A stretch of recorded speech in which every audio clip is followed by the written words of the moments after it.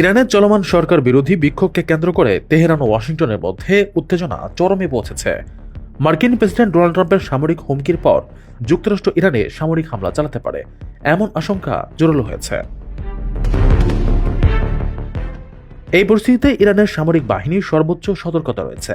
Tehran ঘোষণা দিয়েছে, যুক্তরাষ্ট্র হামলা চালালে পুরো অঞ্চলে কঠোর প্রতিশোধ নেওয়া হবে। রয়টার্সের খবরে বলা হয়েছে, বিক্ষোভ দমনে নিহতের সংখ্যা 2057 ছড়ানোর পর ট্রাম্প সতর্ক করে বলেন, বিক্ষোভকারীদের মৃত্যুদণ্ড কার্যকর হলে তিনি খুব শক্তিশালী পদক্ষেপ নেবেন।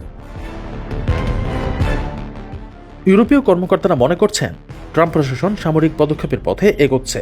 পেন্টাগন ইরানের পরমাণু ও ক্ষেপণাস্ত্র স্থাপনায় হামলার বিভিন্ন বিকল্প প্রস্তাব দিয়েছে।